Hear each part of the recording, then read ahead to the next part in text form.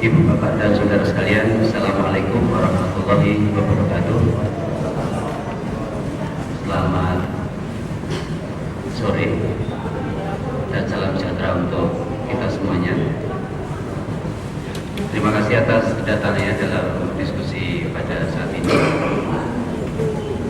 Diskusi yang menjadi bagian dari pameran Saudara Daud Wiryadinegoro tentang batik inovatif tradisi berlanjut yang kini tengah diselenggarakan di Galeri Nasional. Pada sore ini kita akan menghadirkan 3 narasumber pembicara, yaitu Ibu Ginanjar Kartasasmita, yang kita tahu beliau adalah yang memimpin sebuah organisasi yang ada di tanah air. Lalu ada Ibu Asmoro Damais yang sekarang masih dalam perjalanan, dan yang ketiga ada Bapak Benar Anas. Yang seperti kita tahu juga, Pak Birandol adalah staf pengajar program semuanya. Batik adalah tidak lepas dari salah satu kekayaan bangsa ini,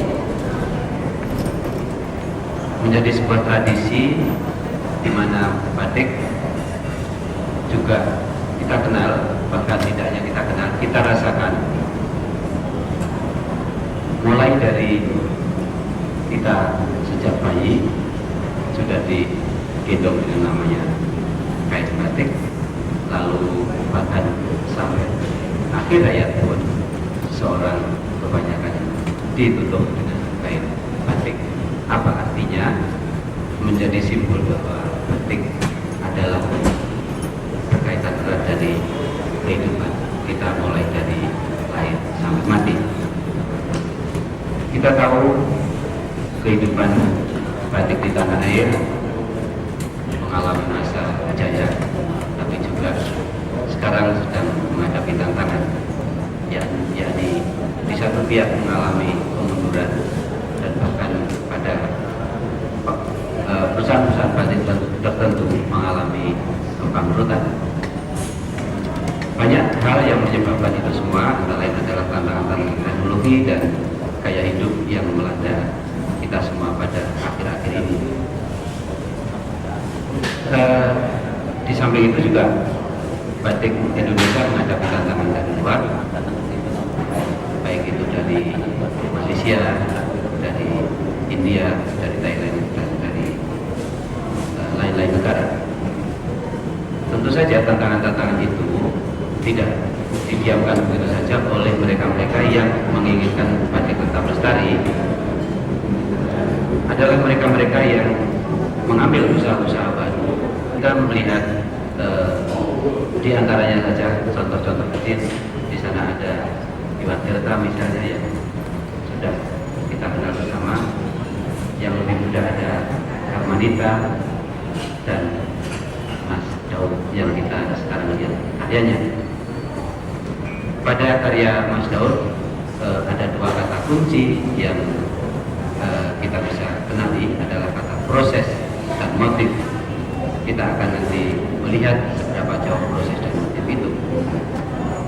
Yang barangkali menggelitik, karena saya sehari-hari di dunia pers, kalau ada istilah di pers itu, misalnya ada istilah jurnalistik yang mengandung nilai-nilai kebudayaan, maka menarik dari karya Mas Daud adalah corak batik yang jurnalistik dalam tanda kutip, karena di sana ada menyebut tematik kekinian, kebaruan, menyebut misalnya soal AIDS, orang Irak, pilkada Aceh, dan lain-lain, yang intinya dia mengambil sesuatu news ke dalam batik. Diskusi sore hari ini kita ingin mencoba mencari tahu, menyelidik, mengamati, mengupas di manakah posisi karya-karya Mas Daud di dalam konteks batik di tanah air. Untuk itu saya ingin pertama memberi kesempatan kepada Ibu Ginanjar, tapi sebelum itu saya ingin mengucapkan selamat datang kepada Ibu Mas Kuro yang sekarang masih di belakang. Terima kasih atas kesempatan yang diberikan kepada saya. Assalamualaikum warahmatullahi wabarakatuh. Ibu, Bapak-bapak, hadirin yang saya hormati. Kehormatan bagi saya diberi kepercayaan untuk duduk di depan di sini untuk sedikit memberikan bukan pengetahuan ya, sedikit mengenai batik. Sebetulnya kalau mengenai batik itu sendiri ada yang lebih mungkin saya hanya melihat bahwa kita lestarikan, kita kembangkan, kita sosialisasikan di masyarakat, dan itu yang memang tujuan dari kita, dari saya, dari yayasan yang saya pegang, Yayasan Batik Indonesia, yang sangat hero terhadap kehidupan batik di Indonesia. Tadi seperti katakan bahwa memang batik perlu sekali kita perhatikan, ada masanya turun, ada masanya naik, dan sekarang ini memang ketika kita lihat bahwa batik bermunculan di negara-negara lain, dan mungkin itu yang harus kita antisipasi, bagaimana kita menghadapi perkembangan batik di luar negeri. Saya sendiri sebagai Ketua Yayasan Batik Indonesia tentu sangat hero akan hal ini, dan untuk itu kami mempunyai punya program di yayasan gimana caranya untuk tetap batik itu tetap disenangi, dilestarikan di negara kita sendiri. Dan dari program-program itu yang saya bikin dan Yayasan Batik telah banyak sekali membina, memberi pengarahan kepada pengrajin batik, apakah itu pengrajin baru atau pengrajin yang sudah punya pengalaman. Dan memang batik memang hidupnya turun naik seperti juga pembatiknya sendiri, ada masanya dia di atas, ada masanya dia di bawah, dan itu mungkin perlu oleh kita tetap diberi support apa yang menyebabkannya, sebab apa dia sekarang tahun ini ya turun atau waktu itu dia naik, dan itu memang harus dipelajari apa saja, karena batik itu seperti yang tadi diungkapkan bahwa batik itu dari mulai kita lahir sampai kita menutup mata nanti akan selalu mengisi kehidupan kita. Jadi mungkin itu juga harus kita pelajari supaya tetap kita batik itu hidup bagaimana. Apalagi sekarang tantangannya sangat besar. Yayasan Batik mempunyai program untuk selalu menghidupkan para batik dengan cara tiap tahun mengadakan pameran. Dan harapan bahwa dalam pameran itu muncul kreasi-kreasi baru, apakah itu dari pembatik yang baru atau pembatik lama, tapi kreasi-kreasinya yang baru itu yang kita minati. Dan juga memberi arahan bagaimana batik supaya tetap fit, apakah itu terhadap kaum muda atau terhadap yang sudah tua, tetap disenangi oleh yang muda. Saja yang tua tentu akan menyenangi, tapi yang muda itu sangat sulit untuk menyenangi batik. Kalau sekarang harus anak muda sekarang suka mengenai batik, itu telah kami pelajarkan, telah kami pelajari, dan kami berikan arahan-arahan kepada para pengrajin batik. Alhamdulillah setelah saya awasi itu saya lihat bahwa memang sekarang anak-anak muda sekarang mulai menyaman pada batik. Mungkin karena para pembatik itu sendiri sudah mengerti apa kemauan anak muda, dan warnanya, dari coraknya, dari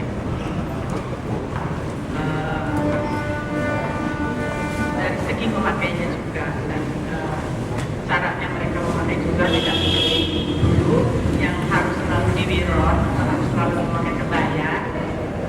Sekarang kan lebih ada dimodifikasi, jadi mereka lebih senang memakai. Nah itu yang akan tetap kami pertahankan. Yayasan Batik ingin sekali tetap mempertahankan hal ini, dan juga kita memberi program memberi pengarahan kepada provinsi-provinsi yang mungkin ingin mempunyai batik di wilayahnya, di provinsinya, dan kita selalu memberi pengarahan bahwa jangan meniru batik-batik yang sudah ada seperti Jawa atau apa, keluarkanlah tradisi atau budaya dari budaya setempat. Jadi itu yang kita arahkan kepada para provinsi yang akan menggali batiknya. Seperti kemarin di Aceh tahun 2 tahun yang lalu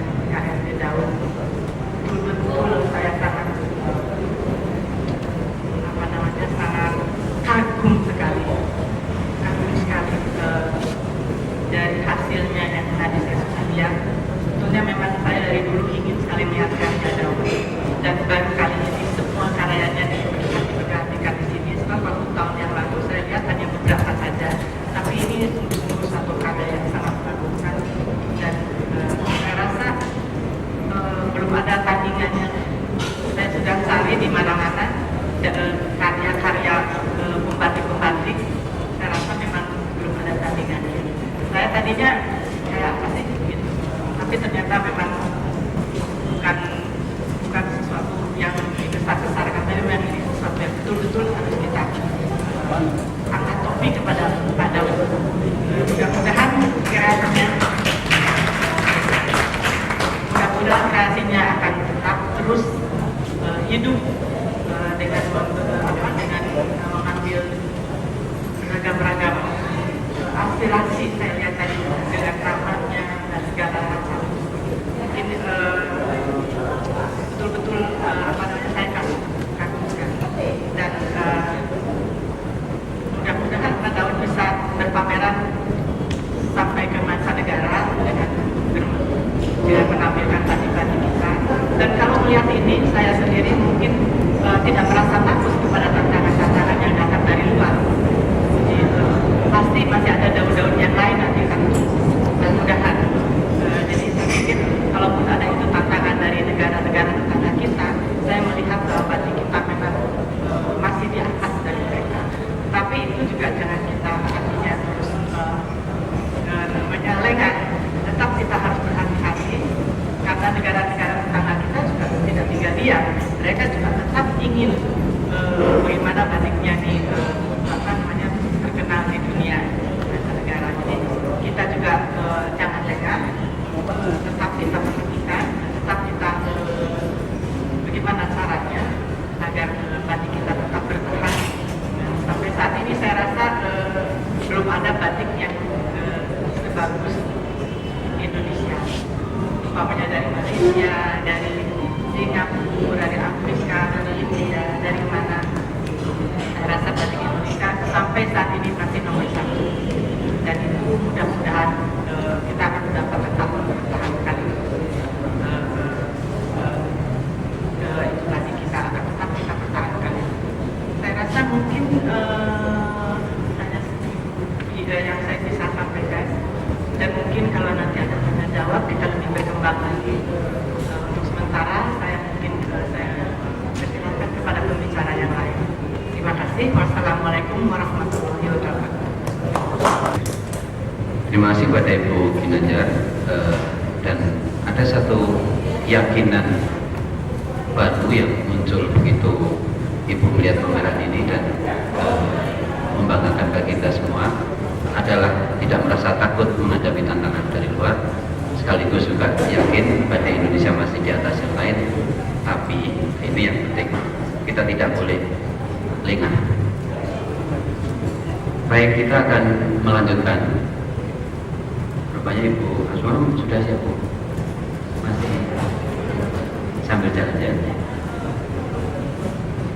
Baik, ya.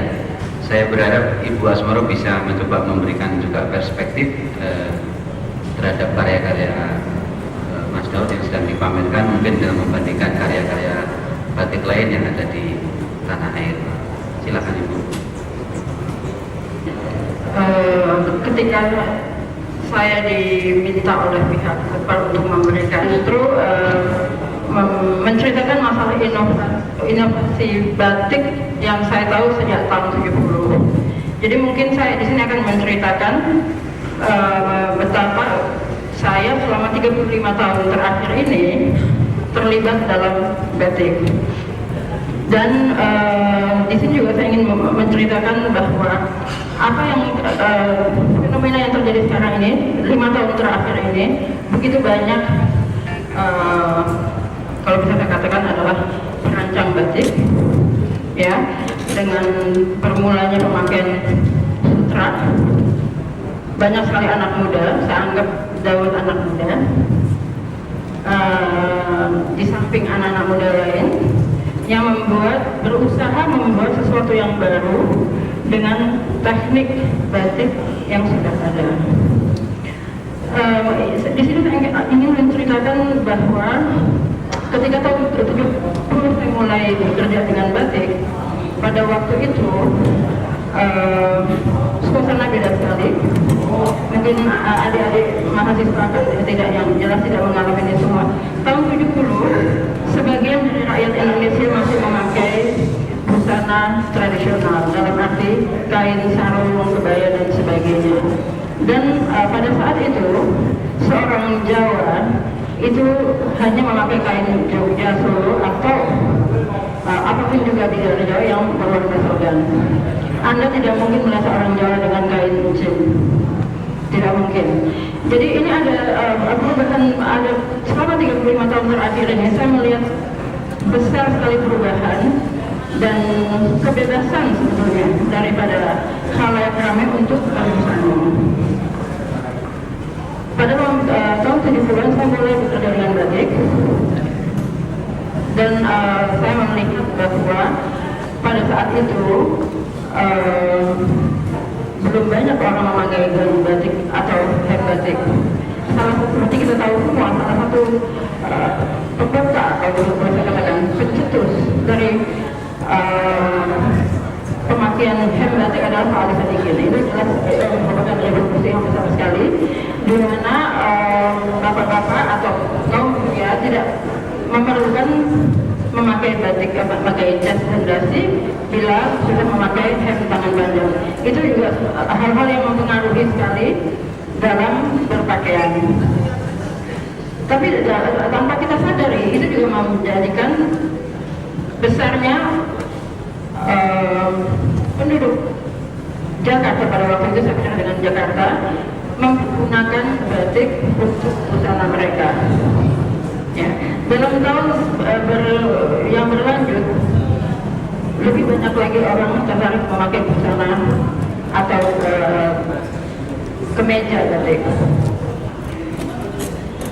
Sampai tahun 75 praktis hanya ada Iwan Tirta, saya rasa di Jakarta, yang bekerja dengan inovasi. Iwan Tirta adalah membuat tekstil busana dengan membesarkan, istilah beliau memblow up motif, dengan memperlihatkan detail-detail dari pekerjaan batik tersebut. Jadi selain Pak Iwan Tirta, hanya ada Prayudi, tetapi Prayudi tidak membuat batiknya sendiri pada waktu itu. Prayudi mengambil batik dari beberapa orang pekerja batik, termasuk saya, karena saya bekerja pada saat itu dengan 3 orang kelompok pembatik. Jadi masih kelihatannya masih kecil sekali ini semua. Dan pada tahun itu yang membuat hiasan dinding atau barang-barang interior hanya Mas Iwan Tirta. Yang kedua hanya kita, saya dan kelompok anak buah saya. Jadi ini memperlihatkan pada Anda pada waktu kurun tahun 70 sampai tahun 80 banyak sekali inovasi yang tanpa disadari oleh kita adalah langkah-langkah yang memungkinkan untuk mereka-mereka yang mulai bekerja 5 tahun yang lalu. Ya. Dulu tidak ada toko batik menjual bantal umpamanya tahun 70. Ini semua mulainya waktu toko saya di Arya Buta tahun 73. Iwan Tirta dengan membuat juga, tetapi gayanya berbeda. Mas Iwan membuat cap batik khusus untuk interior.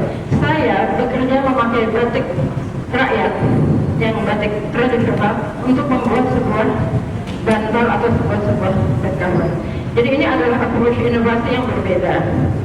Jadi saya melihat di sini ingin menerangkan pada Anda juga bahwa inovasi dalam batik itu bisa macam-macam. Bisa bahannya tradisional, pemakaiannya baru, atau motifnya tradisional, pemakaian bahannya yang beda, ya. Seperti sekarang banyak orang membuat sutra.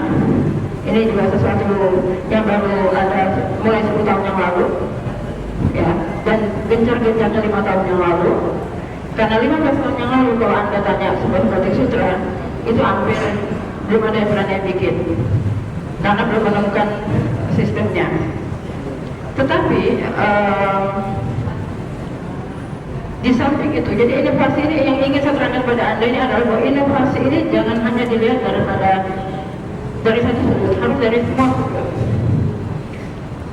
Jadi masing-masing kelompok yang selama sejak tahun 70 sampai tahun 90 berkarya, masing-masing memberikan sebuah masukan kepada pengembangan batik dan pengaruh yang besar sekali kepada kehidupan batik di Indonesia. Karena kalau kita lihat 5 tahun terakhir benar-benar drastis menjadi makin populer batik, karena juga busana tradisional seperti sarung dan sebagainya itu juga makin banyak dipakai oleh anak muda yang dulu praktis tidak pernah mau. Ini semua adalah perubahan gaya berpakaian yang mempengaruhi pemakaian batik. Ya. Dan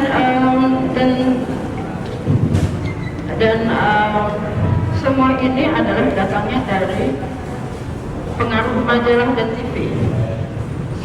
Saya rasa salah satu pahlawan dari pemakaian perkenalan batik dan pemakaian yang lebih mudah itu adalah majalah-majalah seperti Femina.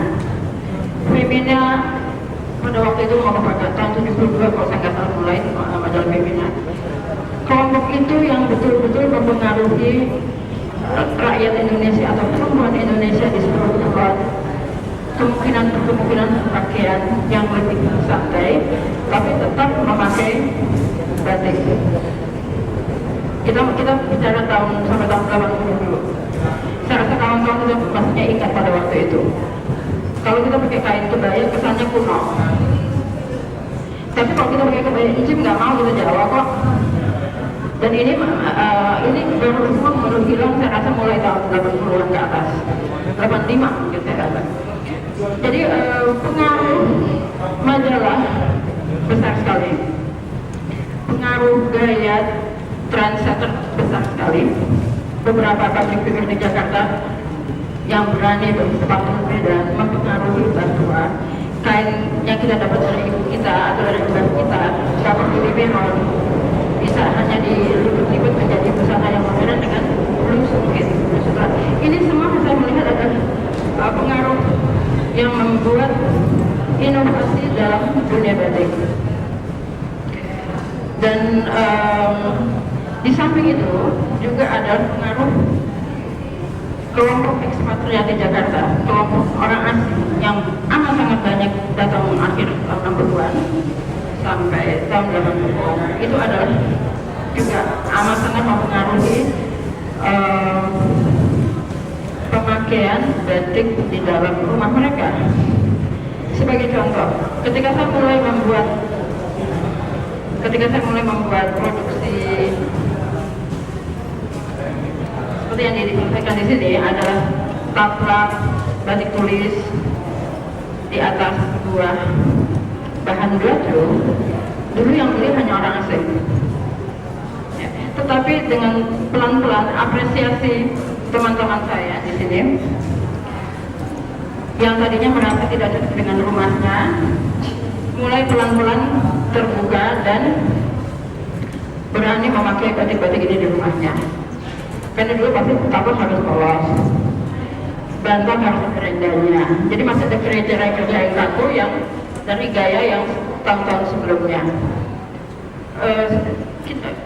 Saya mulai membuat batik dengan atas belajar itu dalam tahun 73, antara 73 75, bekerja sama dengan seorang pembatik di Pekalongan dan seorang tukang celup. Kita nggak boleh lupa